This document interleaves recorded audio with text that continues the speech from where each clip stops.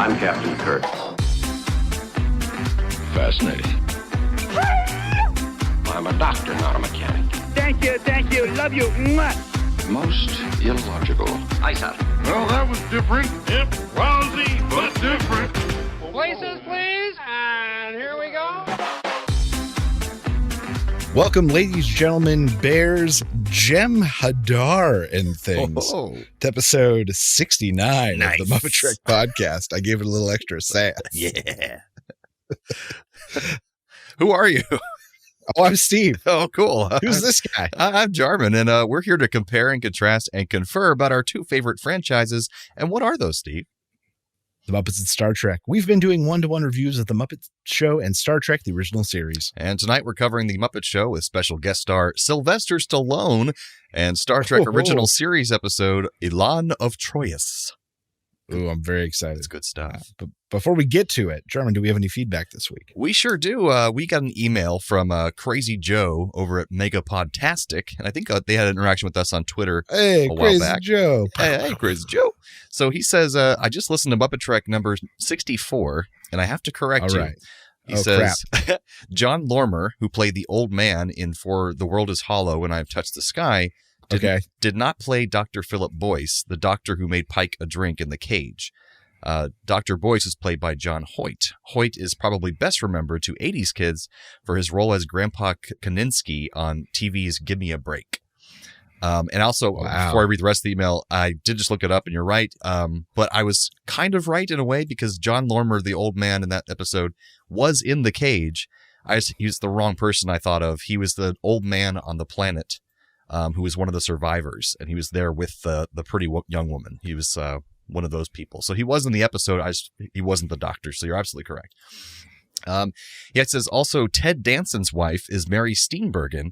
So if we're going to connect Ted Danson to Star Trek, we cannot forget that Danson's wife's ex-husband was the man who killed Captain Kirk, Malcolm McDowell, in Star Trek Generations. Wow. So that's a good connection there. That was a hardcore. Hardcore. Well, thanks, Megapodtastic and Crazy Joe. Crazy Joe. Feel free to reach out anytime. Man. And you'll probably won't hear this for a while after you sent that email. So I'll email you back saying, hey, just keep listening. We'll respond to your thing on the air. We're not being jerks. We're just ahead of schedule for once. That's good. I like being ahead of schedule. It's good. Steve, tell us about, who is this guy, Sylvester Stallone? Sylvester Stallone. American actor, director, and writer who came onto the map with the movie Rocky and has since become an action movie icon with films like Rambo and The Expendables. But what does our audience know him from? This is one of the few people on this show that is still incredibly relevant and famous. So everybody probably knows who Sylvester Stallone is. I wouldn't say he's relevant anymore, but everyone knows who he is. He still puts out like 6 movies a year. He's still doing stuff. Yeah. He's still taking that human growth hormone. He's out there doing his best. It's made for badgers. And my muscles love it. It goes down sweet. But what's he doing this week on the Muppet Show? Well, backstage, it's all about what a big star and hunk Sylvester Stallone is. Scooter has sold tickets to groupies who annoy Kermit and plague the backstage. And Link Hogthrob and Sylvester sit in the dressing room and commiserate about being heartthrobs. On stage this week, Stallone groupies inundate the stage with Kermit while Kermit introduces a Hawaiian opening number. Parrots and pigs sing the Hawaiian war chant. And I feel like we get a little preview of Muppet Treasure Island. Oh, yeah. In this one little sketch.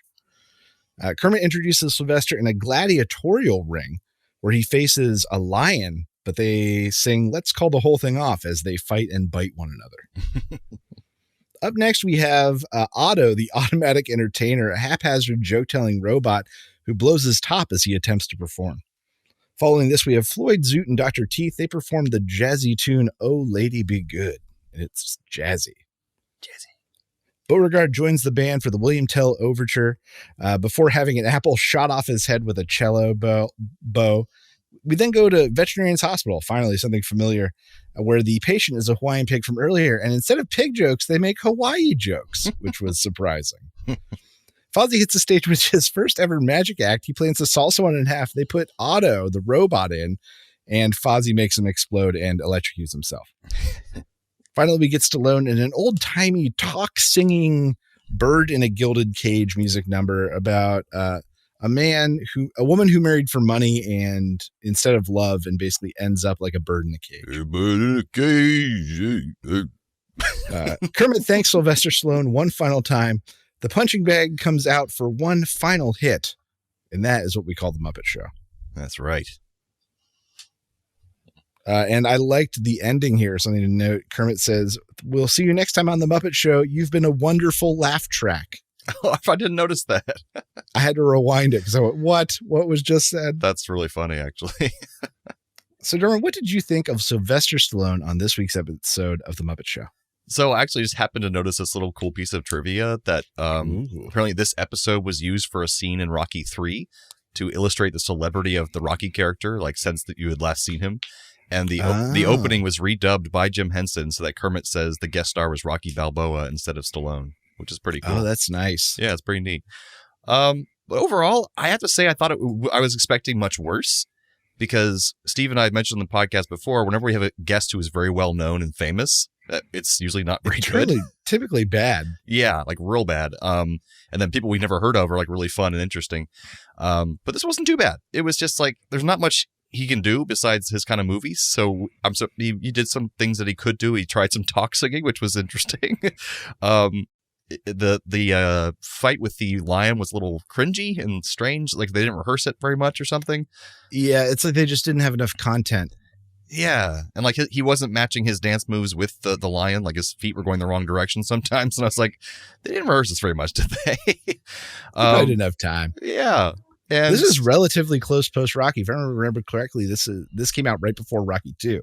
Yeah, it was like he just came out basically. Yeah, but it was huge. Otherwise, I thought the bits were pretty good and funny, and I don't know. What about you? I think they used him strategically. Right. They based the backstage plot around him just being a hunky heartthrob of the time. Yeah. So you get like the groupies plot and Link Hogthrob going to his dressing room that fill that nicely. And then they put him in a talk sing number where he's not expected to be very good at the beginning.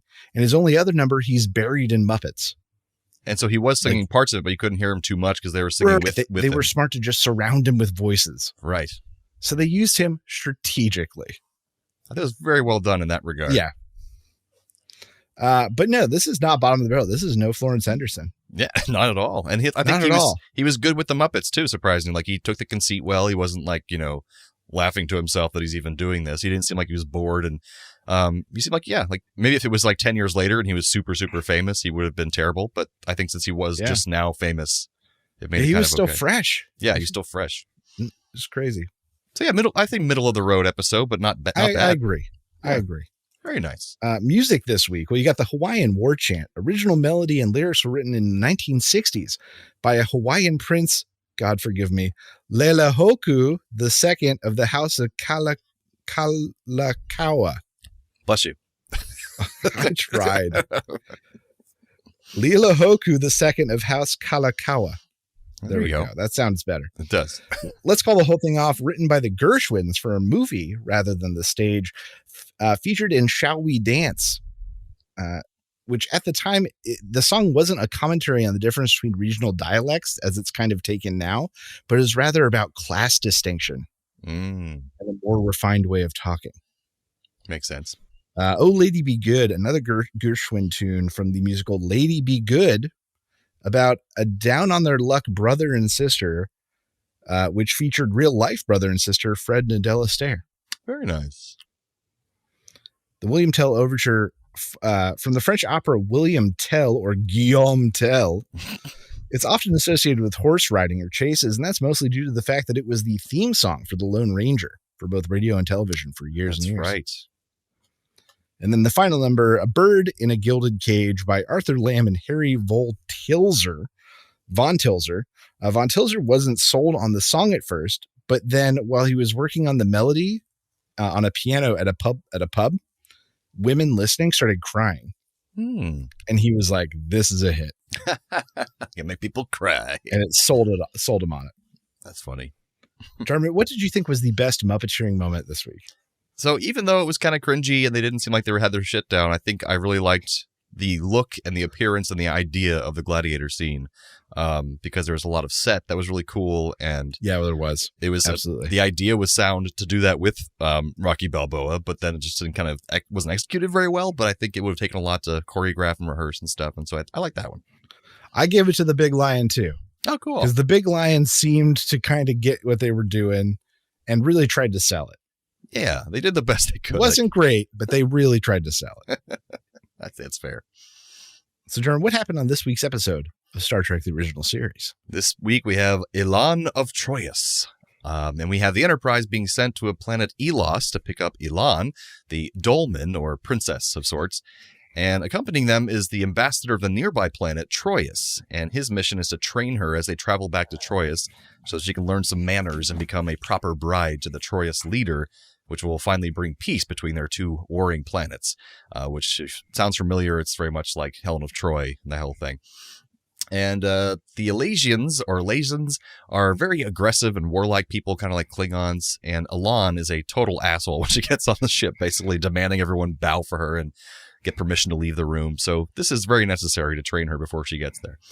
So as the Enterprise is traveling at a very slow speed, so they have plenty of time to train her, a Klingon ship actually appears and starts to follow them. And it ignores all hails from the Enterprise, but doesn't seem to be aggressive as of yet. And while she's being trained by the ambassador, Elaan stabs him, which sends him to sickbay to recover. So Kirk decides to take over in her training, and he uses a different method of basically treating her like a petulant child, which seems to work better than what the ambassador was doing. And Nurse Chapel then asks the ambassador why the Elasian women are so prized, and he tells her that's because when someone comes into contact with their tears, it acts as a sort of love potion, and they fall madly in love with the woman, whoever it is. So Elaan then tries to stab Kirk while he's instructing her, but he throws her off her attack, and she says she has no choice but to learn, so she might as well get used to it. This causes her to run to the bathroom and start crying, and wouldn't you know it, Kirk touches one of her tears and falls in love with her.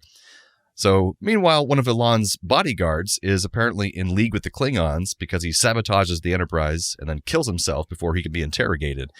The Klingons then start to attack the Enterprise, which is when they find out that the sabotage that the Elysian guy did wiped out their dilithium crystals, so they have very minimal shields, no weapons, and they can't go to warp to get away from the Klingons. Meanwhile, the Troyius ambassador pleads with Elaan to take the ceremonial necklace of his people before they all die by the Klingons, just as a symbol of, committing to her role as the new princess. And she accepts it and goes to the bridge. And once she's there, Spock figures out that necklace is actually made of dilithium crystals, which apparently is very common on Troyius. They're like average rocks. They're everywhere. And they're like, oh, that's why the Klingons are interested in this planet, in this area, because they want some dilithium. So Scotty takes the rocks from the necklace and replaces the sabotaged dilithium crystals, and they're able to disable the Klingon ship when they have their shields and weapons back. They get to Troyius, they send off Elaan, and once they're all back on the bridge, apparently Bones has discovered an antidote to the Elasian tears, but Spock tells him that Kirk doesn't need it because he was already in love with the Enterprise, so he could fight off his love for Elaine all on his own, Elaan. So there you go. That's Elaan of Troyius. What do you think of this episode, Steve? So some things I like, some things I dislike. Things I liked, I love that the costumes were really over the top. Yeah, very and then all the guards kind of look like the Heat Miser. What's that? Old claymation Christmas cartoon. Oh, wow. I don't think I know that one. I'm Mr. White Christmas. I'm Mr. Snow. It's so good. I like that there was another African-American crew member. Mm-hmm. For once, a red shirt security guy, but he was like front and center. That was cool. Yeah. Because I know they talk about, all this multiculturalism, but I feel like it's just always background. Yeah, there's only occasional guest characters like that. There was the black doctor, like professor guy. That guy was great. He was really good. Big that guy was great. Decent reveal with the dilithium crystals as the jewelry. That was clever. Mm. Things I disliked. Kirk had a really over the top moment at the beginning where the like blue guy is talking to him about a delay, and he goes, "Why? What delay? Beam them aboard." And I was like, "Wait, what just happened?" That was so fast. Yeah, he was very antsy. This is something I had a problem with. We've never seen Kirk bend over backwards this way for any other ambassador or species or visitor, and it was strange. They had a few lines of dialogue saying how this particular agreement was very important to the Federation, but I guess I didn't get it. It just felt very unnatural. That's Maybe that's fair. what I didn't like about it. And this episode really got so tiresome for me really fast because the biggest conflict is that Elaan is throwing fits. And why the hell is it the Enterprise's job to solve it? Like, once again, I just didn't understand. It's kind of low stakes too, I guess. Yeah. Well, we don't know how high the stakes are. Maybe that's their mistake. Right, like maybe they'll go to war immediately if this doesn't happen. It'll destroy the planets, and that could be a big problem, but they didn't really say any of that. Yeah. And they keep mentioning her almost like magical ability to seduce men, but we only see it with Kirk. Mm-hmm. It just didn't make sense. Well, the guards are obsessed with her. Yeah, true. And she It was said, just one of those things yeah. where I was just like, what? Why? I guess they have to come in contact with her tears, otherwise they're not obsessed with her and they think she's just annoying. So just as long as you run from the crying woman, yeah, you'll be fine. Well, a you good can't lesson be to affected. learn. There was a reference to spanking. Mm-hmm. At one point, I was like, wow, Star Trek, you went there. He was going to give her a spanking. Yeah. Yeah. So I don't know. This is lower-ish for me. Mm-hmm. I thought it was But an not interesting bottom. I thought it was like an interesting concept and like also a nice reprieve from the typical godlike alien beings episodes we always That's see. true. So it's something a little different. It's a diplomatic mission, which is a lot of what Star Trek Next Generation is all about. So that's what we kind of get into later. There's much less punching things and blowing things up like these Right. episodes. But also didn't like how quickly Elaan suddenly switches from hating Kirk to suddenly being in love with him. Like, he doesn't have magical tears. So why she suddenly she's like, I want you to be my husband. You literally have to obey me, but I want you. Yeah, and it would have made a lot more sense if she was just tricking him and getting him to touch her tears so she could have him as her slave. That would have made more sense, but it was just kind of odd. But everyone has to fall in love with Kirk. It's like a rule. Well, yeah, I wasn't offended by this one, but it's just kind of middle for me as well. Very middling episode. There's worse ones in season 3 for sure. Certainly. Some trivia for this, though. The actress who played Elaan, her name is France Nguyen, is believed to be the first person of Vietnamese descent to appear on American television, which is pretty cool. The story includes elements of both Homer's Iliad, as we mentioned, Helen of Troy, represented by Elaan of Troyius, and William Shakespeare's Taming of the Shrew, the battle between the clever, rational male and the unreasonable, temper tantrum-throwing female. So that's a big thing. Okay. Mel Brooks based many of the characteristics of Princess Vespa in his classic Star Wars spoof Spaceballs on Elaan, which is pretty cool. Presidential candidate Robert F. Kennedy was assassinated during the filming of this episode. And Wow. France Nguyen, the actress playing Elaan, was a big supporter of Kennedy and had been deeply shocked by the news while shooting her parts as Elaan. And this marks the only time in the series that McCoy actually spoke the line, "You're out of your Vulcan mind." Because the line was so frequently quoted and parodied throughout pop culture, it was only assumed to have spoken multiple times over the series, but it was only this one time. This is it. This is the one, folks. You're out of your Vulcan mind. So, yeah. So we got any Trek connection, Muppet connections this time around? Oh my God, do I? Oh boy. One of Stallone's biggest hits was Tango and Cash. In the movie was also actor Mark Alimo. Oh yeah. And Alimo played several roles in Star Trek, the most notable as Gul Dukat in Star Trek DS9. One of the best characters ever. He's terrible, but great. Actress Lori Petty was featured on a Voyager episode, Gravity, as a character named Nos. I don't know if it means anything to you. She was also famously removed from the movie Demolition Man and replaced with Sandra Bullock after not getting along with Sylvester Stallone. I see. There you go. Mark D'Alessandro is a stuntman who performed in Star Trek First Contact, Insurrection, and Nemesis. He was also the stunt double for Sylvester Stallone in over 20 movies. Oh, wow. Including Rocky IV, Tango and Cash, and Stop or My Mom Will Shoot. That's a classic. And both Shatner and Stallone are horse lovers and have been seen chatting it up at various horse shows. Hey, you like horses too? Yes, I do. I love them. I love horses. It's cool. You Didn't they call you the stallion? Right, Italian stallion. Him and Gary Busey would have great conversations. Ah! Hey, why are you so loud, man? So similarities here. These are basically the same episode. Both episodes, they have groupies going crazy over the presence of Stallone. Just how anyone touches the tears of Elaan go crazy over her.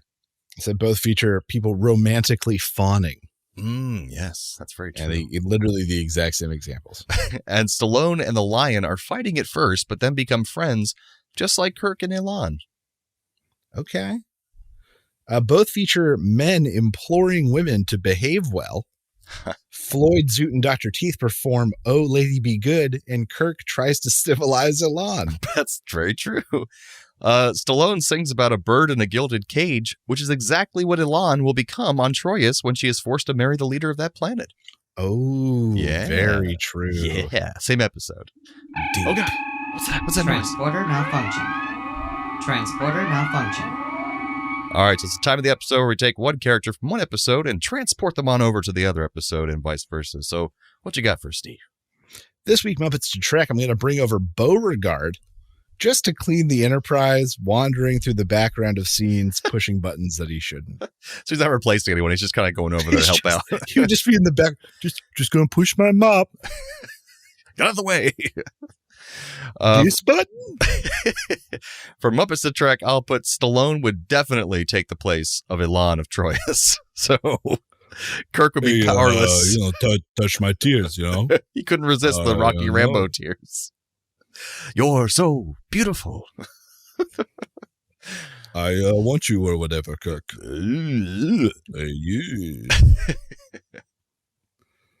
And then Trek to Muppets, we got bringing over the Blue Ambassador to have him handle Otto, the automatic entertainer. Have the ambassador trying to sell this robot, trying desperately to try to get him to civilize and tell jokes correctly. I like it. And from Trek to Muppets, Kirk will take the place of Stallone because he would rock all that talk singing that Stallone did for his 2 musical numbers. I'm sure he would rock it. Bird in a gilded cage. All right, so I guess that brings us to the end of episode 69 of the Muppet Trek podcast. Join us next time for the Muppet Show with special guest Roger Miller. And original series episode, Whom the Gods Destroy. So, from the lovers, the dreamers, and us. Live long and prosper, everyone. Thanks for listening to the Muppet Trek podcast. Be sure to follow us on social media on Facebook and Twitter. Subscribe to us on Apple Podcasts, YouTube, Spotify, or your favorite podcast platform. This podcast has been brought to you by A Play on Nerds.